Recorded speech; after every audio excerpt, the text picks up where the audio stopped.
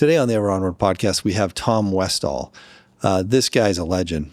He has served in the military as a chaplain for over 20 years and has harrowing stories of his service there.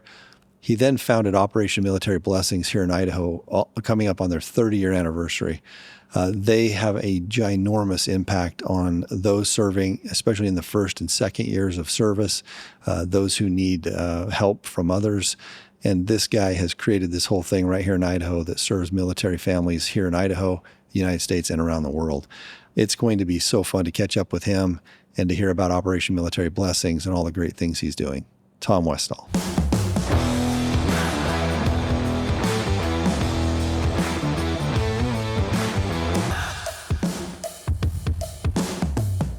Tom, man, this is going to be fun today. It will be. Thank you for coming on. Hey, I just mentioned when I came in here, like when you come in our office now, it's like there's a celebrity here. No, I'm just a guy, a Sagebrush Chaplain, you know. Sagebrush Chaplain. You are a mover and a shaker, and it's been a great honor to just get to know you better and over the last year and watch what you do. But it's impressive. I can't wait to talk about the program, Operation Military Blessing. But I want to, before you get into that, I don't know that I've met anyone that's as driven and fired up as you. You're a special guy. Maybe you're looking at yourself. No, you're unbelievable. So I do want to start where it all began. Tell us a little bit about growing up and where this fire came from. I grew up in New Jersey. It was still rural, and it was mostly a Republican state at that time. And you still have the New Jersey. I love it. It's like we run the R's like for coffee, you know. It's it's just a joke. But I grew up in New Jersey. My father sold petroleum products for Standard Oil. He was an immigrant from St. Lucia. My grandfather was the governor down there. And during the war, he joined the RAF and got himself shot down and went through all that. And he married my mother in New York, in Manhattan. And then they moved out to the suburbs where I was raised. It was a great time. It was a great state. We had great people there. Many of our neighbors were veterans from World War II and Korea. Huh. And they would stay in reserves after the war, and they'd fly over the house. So we always had fighter jets or bombers buzzing our homes. And I said, I'm going to do that one of these. I'm going to fly one of these days. And so even as a young kid, maybe 10 years old, my goal was to go fly bombers. That was something I wanted to do. And at 17, I joined the Air Force. And there I found out, well, it takes a lot to go fly bombers, you know, particularly when they're all jets now. They weren't the props from World War II. It was there in the military that I really got. So what year was it then you joined the military? 1963. 1963. Long time ago. And when you went in, go back a little bit because I want to understand this. Was the drive? You're a pretty unique guy. We're going to get into your history here. But your parents, what motivated you as a young man? Because at 17 going in, was it country? Was it, what was it like growing up in New Jersey? Well, our community was very patriotic. Yeah. And the state was as well, and the nation. And so for me, joining the military was a real honor. Yeah. That I could not only serve our nation, but would open up doors of other opportunities. Okay, so you join at 17. 17 years old. I'm going to go be a bomber. Tell us about your experience early on in the military. Well, I trained from one job, but I really wanted to do another job. So I started training on my own. And you have a 3-level and a 5-level and a 7-level. And I got up to a 5-level, which is pretty unusual for a very young guy. And it was in air police, like being a military policeman. And I just loved doing that job. And so that's what I did. But it was there that one of my jobs that I was called to do, only because I was walking past, is we had a terrible car accident outside the gate. And 2 young Army soldiers were killed. And it was there that they brought him to the base, and they're in their body bags, and we had to put them back of a station wagon. There's nobody to help that man load. That was my first experience dealing with situations like that. Then I went on flying status, and I found myself escorting back, our young men from Vietnam that didn't make it. They were KIAs. And I've done that ever since. So what you so then tell us a little bit more about that. So you ended up escorting back the body bags, KIAs, killed in action, right? Right. And how old were you during that experience? I was 18 years old when that started. Wow. And really wasn't prepared. It's one thing to go into combat, and it was nothing to have to deal with the results of the combat. Yeah. And that became something that was, even to this day, I'm dealing with that. Yeah.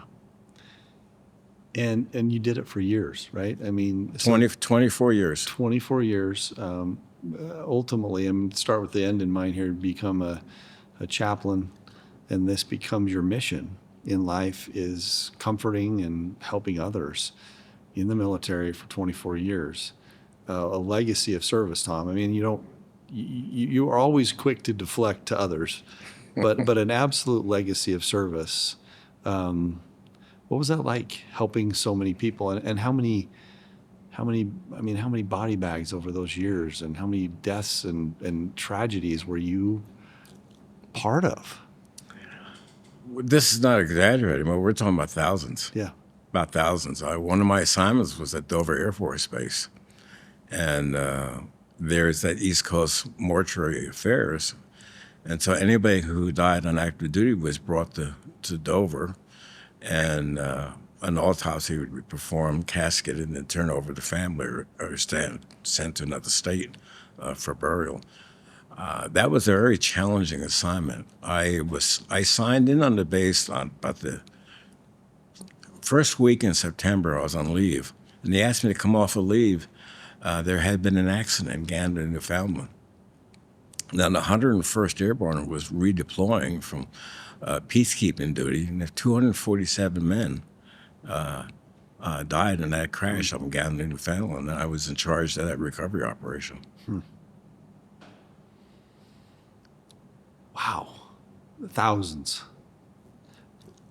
Sobering. You're the one that's telling family members, right? Yes. You're the ones bringing the news back. So you often have these young soldiers that you're. What was that like? Were you prepared for that? What did you do to prepare for that? God prepared me for that. Gave me a heart for these people. Yeah. Talk more about that.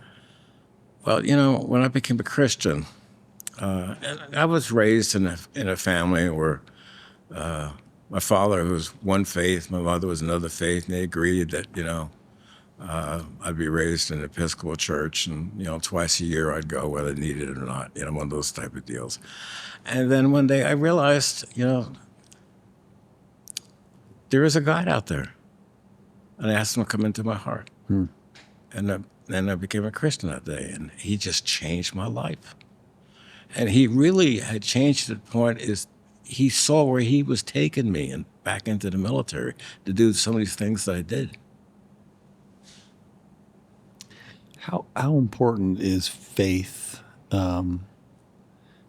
during times of tragedy for folks? It's the only anchor point, it's the only truth that makes any sense. Yeah. We think in a temporal, but we have to think in the eternal.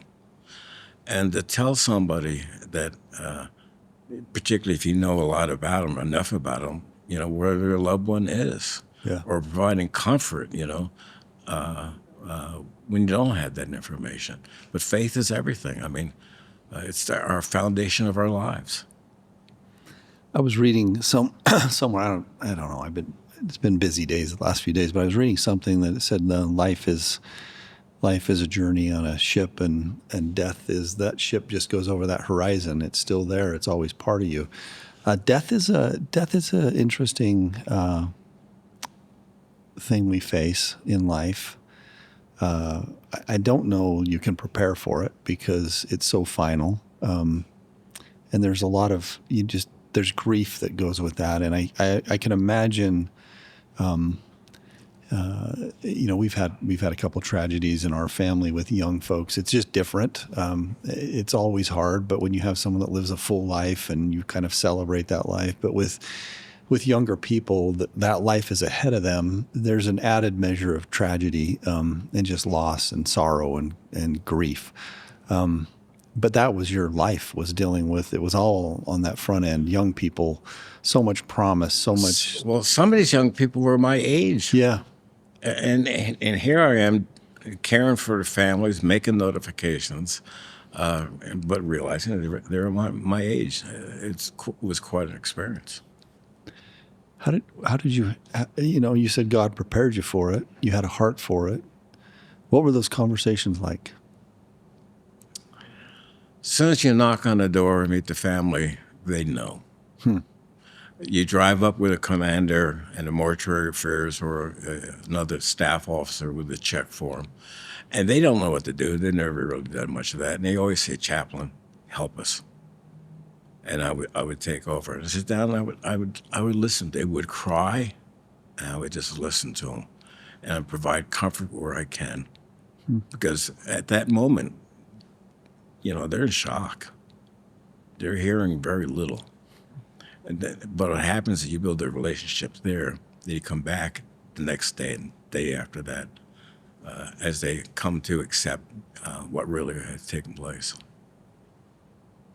How did you stay strong, Tom? How did you stay where you needed to be for others? Tommy, I know you're a person of faith. Yeah.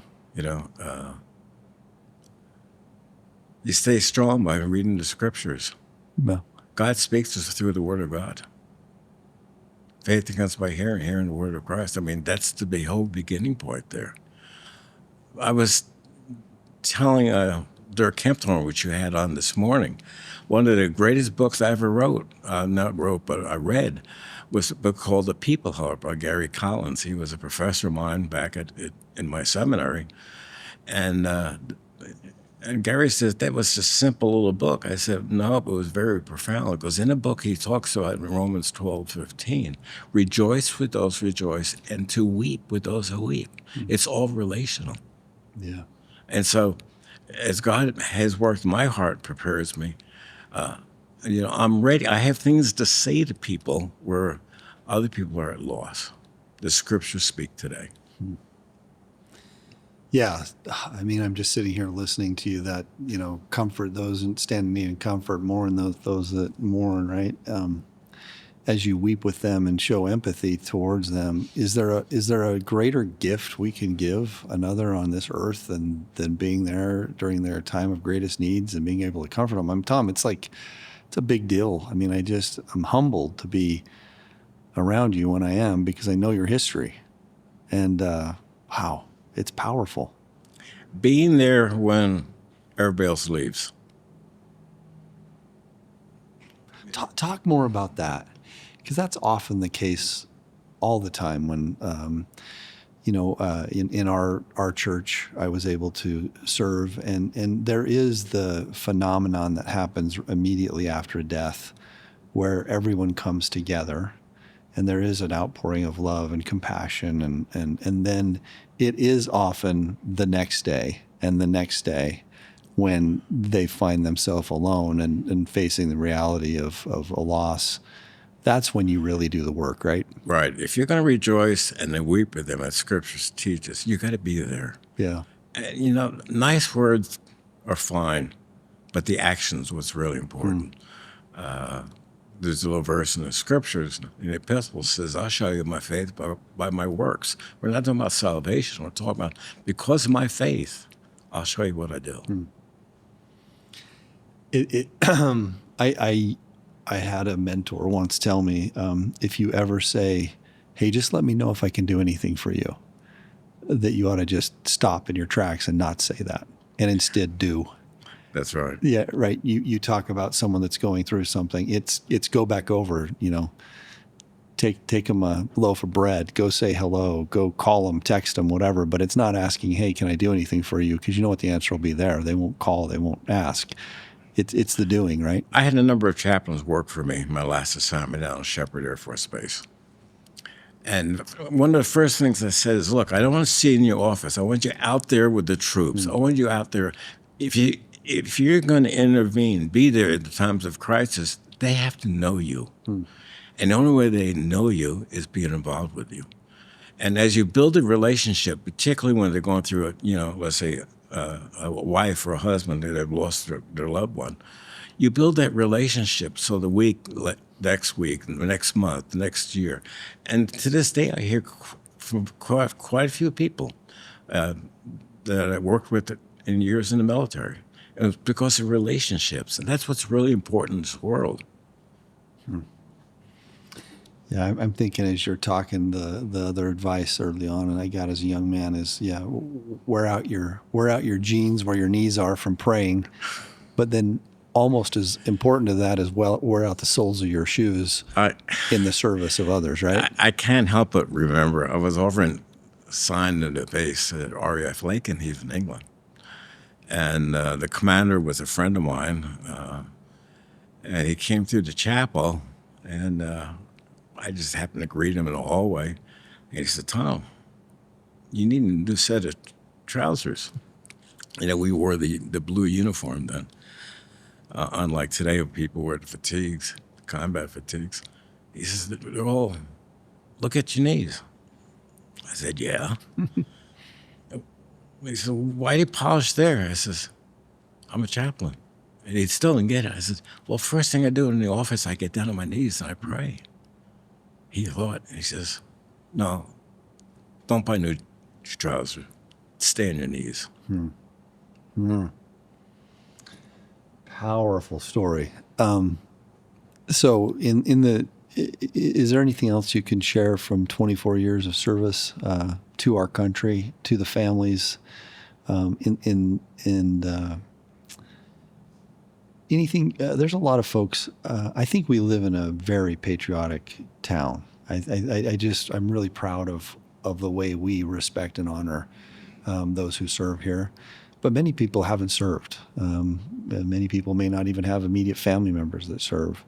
So when I get a guy like you here that has a legacy of being in that environment and serving, what would you want people to know about the country and those who choose to serve us and put their lives out there for us?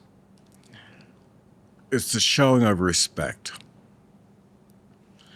Whether you're serving or sharing somebody that you love that is serving, respect is so important.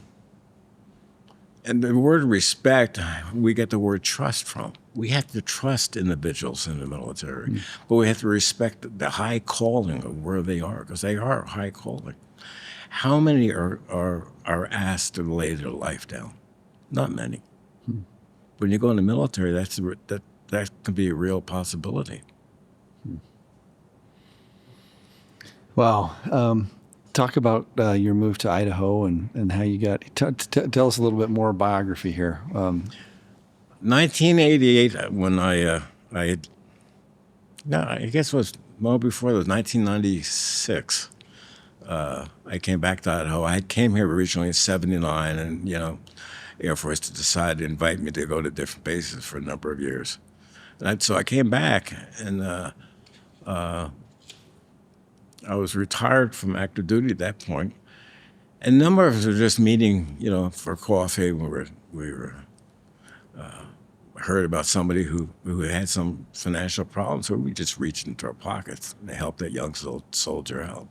Well, then there was another soldier after that, another soldier after that. And so it was decided that we would incorporate as a nonprofit, Operation Military Blessings. It started as New Life Family Ministries, then we rebranded to OMB as we know it today. And that all started 30 years ago. We're coming up on our 30-year anniversary. Wow, 30 years. So talk about.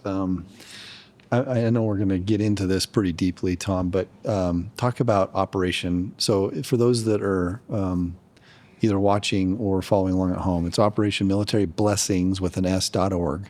And this is the organization that Tom started, 30-year anniversary coming up. 30 years ago.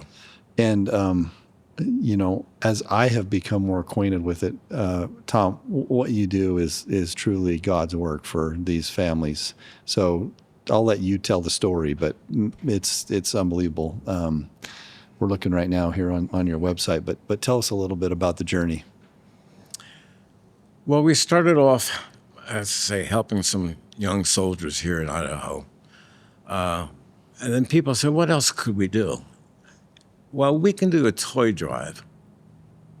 And so churches and organizations would put the word out, bring your toys to a pickup point, and we deliver them to the Idaho Guard and Mountain Home Air Force Base. Now, we do hundreds of these toys, and we say, buy toys that you'd buy for your children, and be generous and give them high-end toys, because we're saying something. When you reach the children, you reach the parents as well. So we started doing that, and that toy drive is 14. We've been doing that for 14 years for Idaho Guard now, and it's become a very, very big deal for them, as well as down in the air base. And talk about, what blew me away as I've dug into the organization is you do a lot here locally for our troops. A lot of talk about the statistics. A lot of these first year, second year enlisted soldiers are on food stamps. 1 out of 8 active duty military people are on food stamps. This is a startling statistic. But when you look at 31 to 39% are food insecure, means somebody is going to bed hungry at night. That's usually children, or a parent gives up. And so that's totally unacceptable. And it is. So you start here, but when you go to your website and you start looking, this has now become a national and now international program. That's right. Right here from Little Idaho, and Tom Westall starting this thing, the super chaplain, and you start this thing, and now it's everywhere. It's around the world. Well, we had 25 locations just here in the United States. We're caring for young active duty people in the Army, the Air Force, the Navy, the Coast Guard, the Marines. We're in Germany, the RAF Lakenheath. We funded their whole program last year when they lost their funding. And what does family programs do if they can't do family programs? Well, we made family programs operate again, took care of kids. There was hundreds of them we took care of. That's Ramstein. And RAF Lakenheath, we did the same thing over there. Now we're in the Pacific with some bases. We're looking at taking on Guam and Hawaii, funding dependent. It just keeps growing, but the need's out there. We have over 800 bases. Talk a little bit about, I've met a few folks in your organization. You have quite the team. Talk about them a little bit and how you've been able, like the little engine that could making this thing happen around the world. Talk about that a little bit.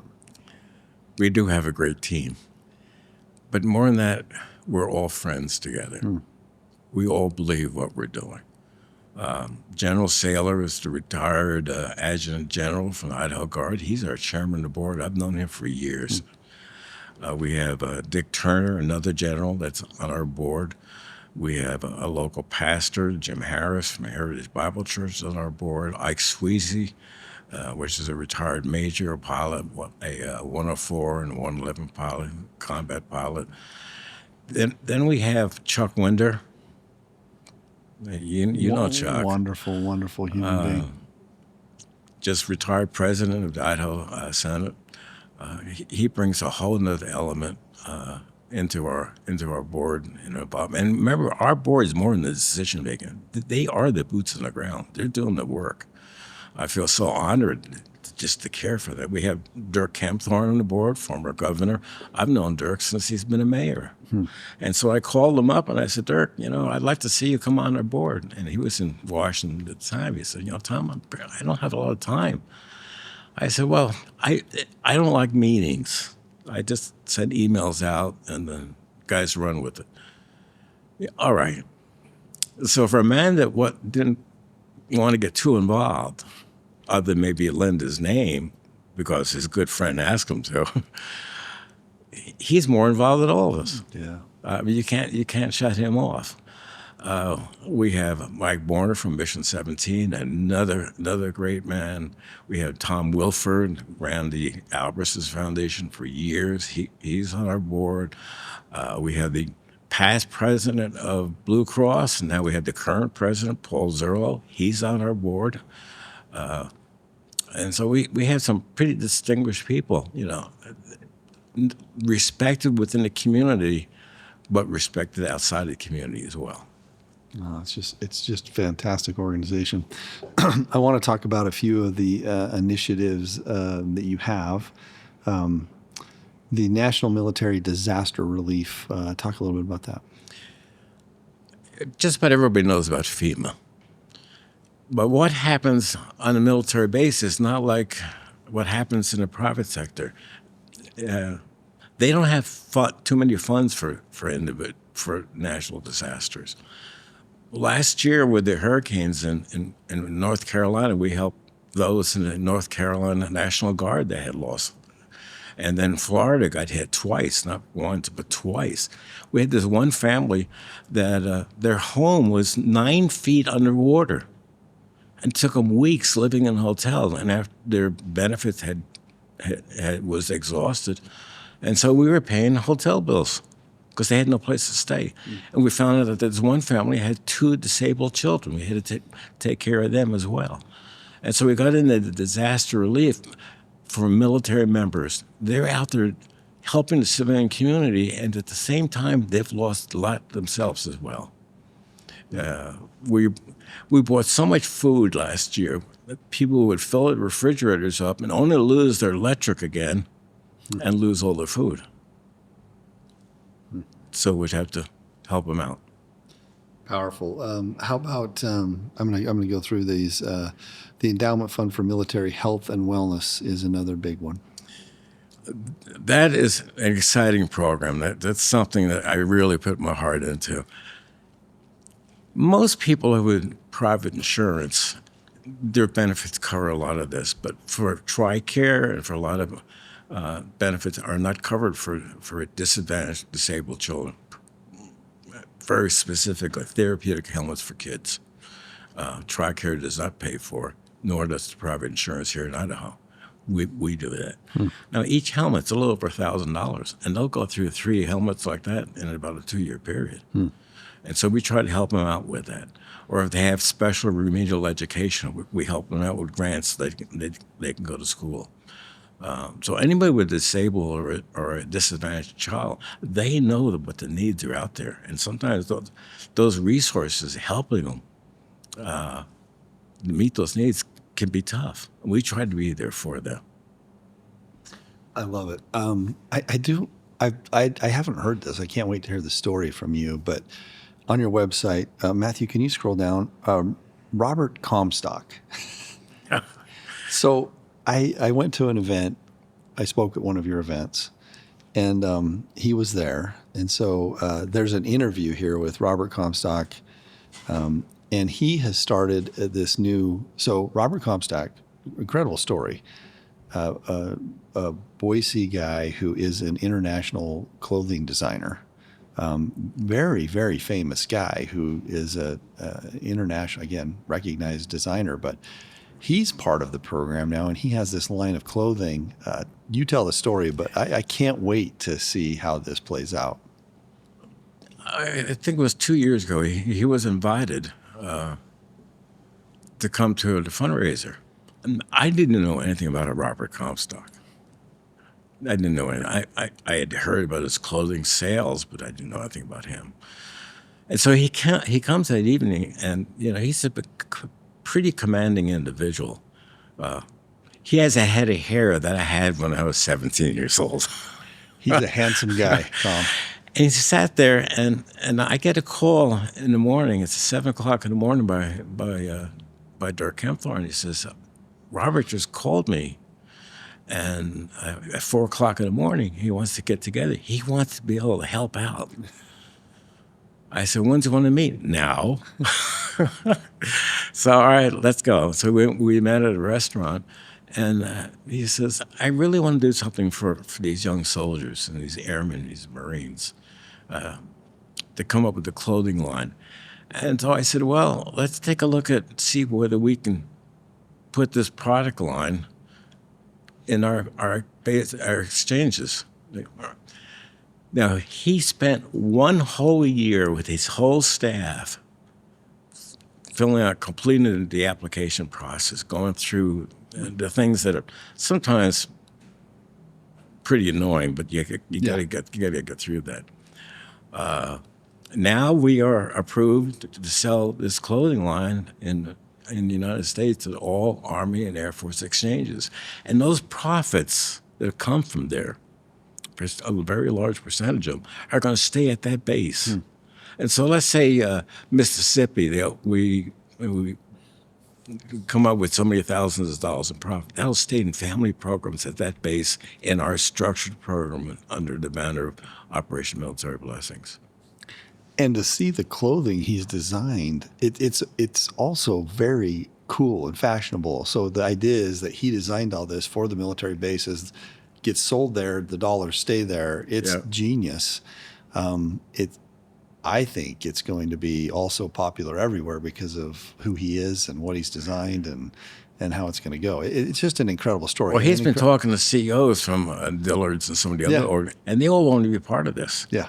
And this is just beginning now. What an incredible thing. So people that want to know more information about that'll be released this year, right? I think later this year, where you can go on and buy this clothing specially designed by him for Operation Military Blessings. And it's a quality clothing. Yeah. It's quality. We're selling a bomber jacket, I think, for $245, which is New Zealand leather. Yeah. It's just beautiful. I want one bad as soon as I can. I'm gonna wear my OMB bomber jacket designed by Robert Comstock. I'll get you one. I can't wait. I can't wait. That's great. And then the next one on my list here to talk. Well, first of all, listen. Do you ever? How old do you know? I'll be 80 in January. 80 in January. You have the energy of a 25-year-old, and you do all this stuff. I'm sitting here going through all these programs. Do you ever sit back, Tom, and go, are you ever in awe of what we've done and created? I mean, I'm going through the list of programs, and this was all ideas and you and your passion and your leadership. It's unbelievable, buddy.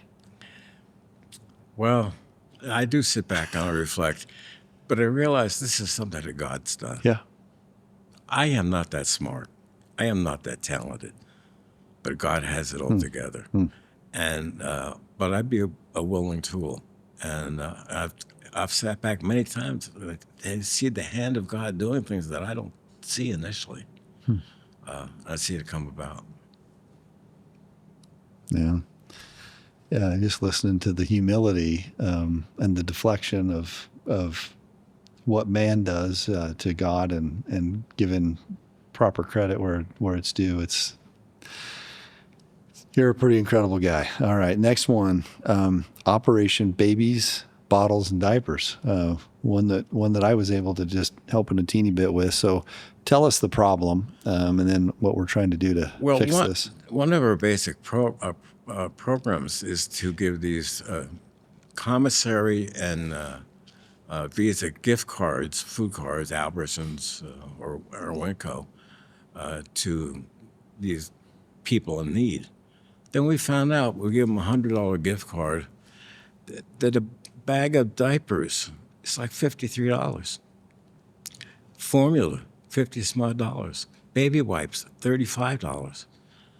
And so more than half of the intended caring for food is taken for children. Well, that's not acceptable. So we came up with called Operation Babies, Bottles, and Diapers, where we collect these items, and we want to guarantee a year supply of these items at not only here at Gowan and all the locations of the Idaho National Guard, but at Mountain Home Air Force Base as well.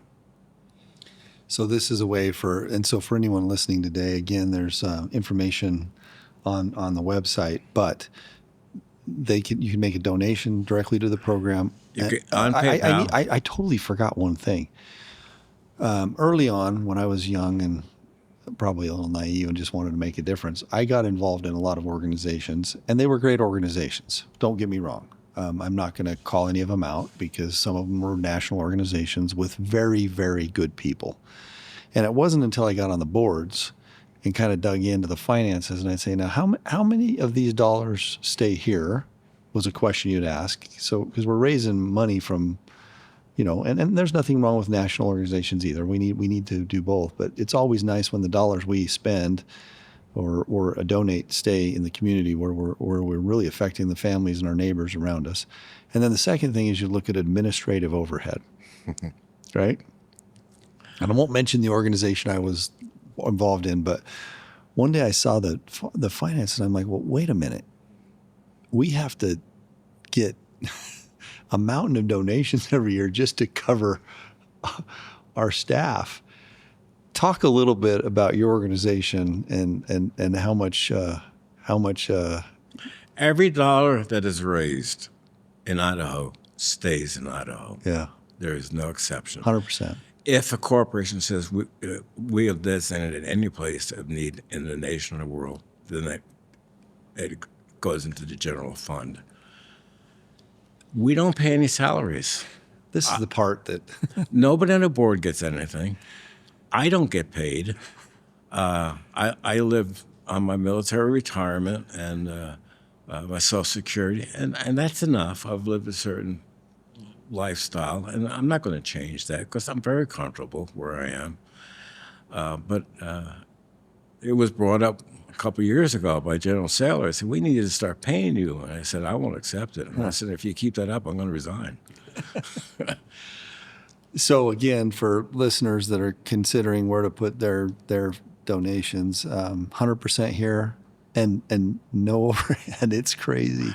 100% here, no overhead, and it's all tax deductible. Yeah. So anyway, or we have here at our office by Top Golf, 5th floor, we have a place you can drop it off, and we'll get it right out there. So we did want to give a shout. That's a new program you've started, Operation Babies, Bottles, and Diapers, and it's really helping the young families with their daily needs. A couple of other things. Holiday giving. You have the Holiday Assistance Program. Talk a little bit about that one. And I don't know a lot about that one. Well, when we started collecting toys, we found out that the need really was pretty great out there. Because when things happen financially, you had to budget everything.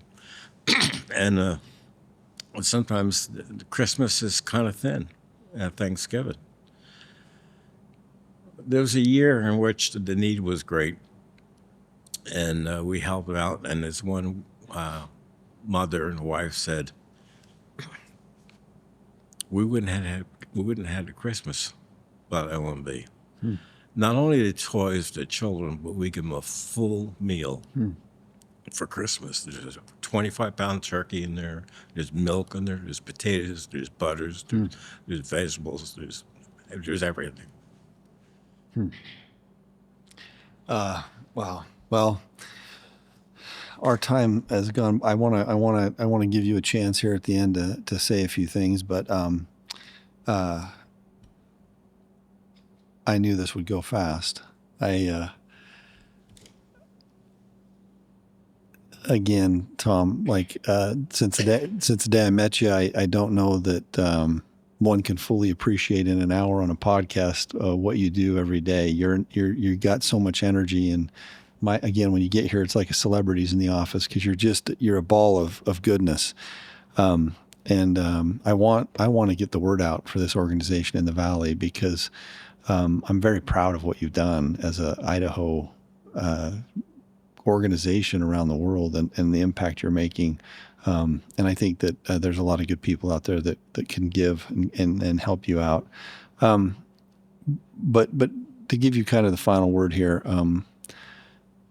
what does this all mean to you? And you're an incredible guy. You've lived your life serving others and serving God and letting Him take your heart and your talents and your mind and put it to His use. What advice or wisdom could you impart to those listening today? Be a people helper.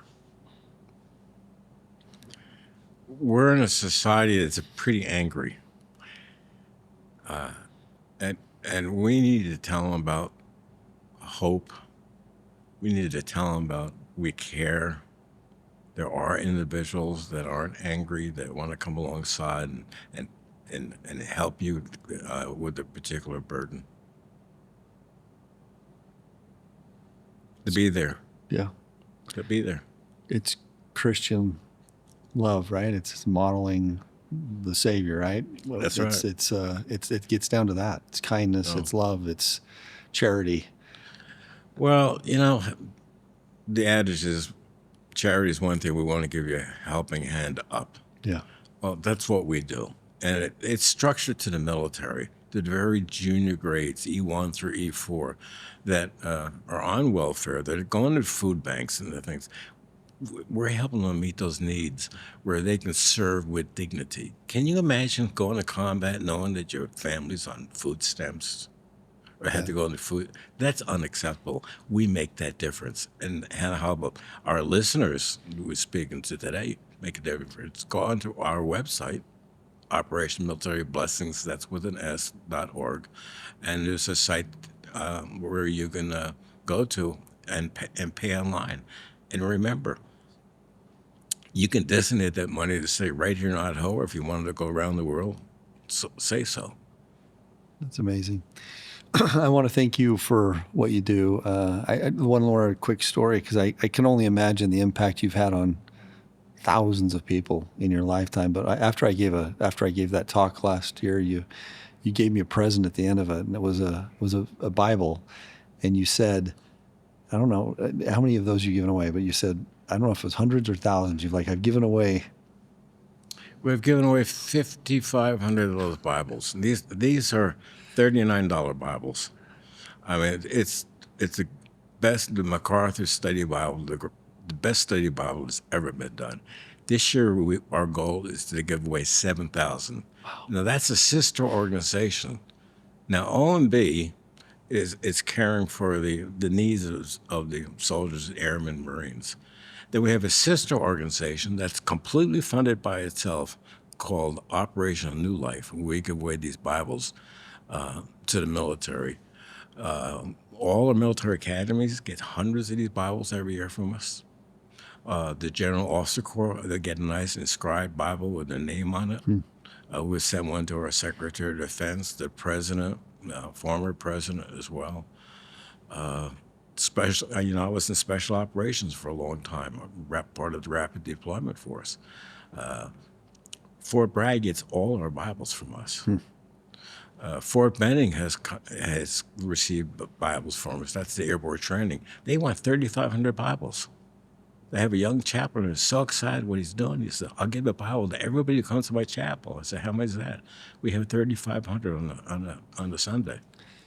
It's it's a study Bible. It is. So I'm reading it right now because it's the Bible that your uncle was so involved with Officer Christian Fellowship. Yeah. So my uncle Daryl, farmer, longtime Air Force pilot, was very involved in this, and you made that connection when I talked about him giving my talk. But it's anyway, it's near and dear to my heart. Thank you, and it's been an honor having you on here, and it's been an honor getting to know you. You're one of my heroes.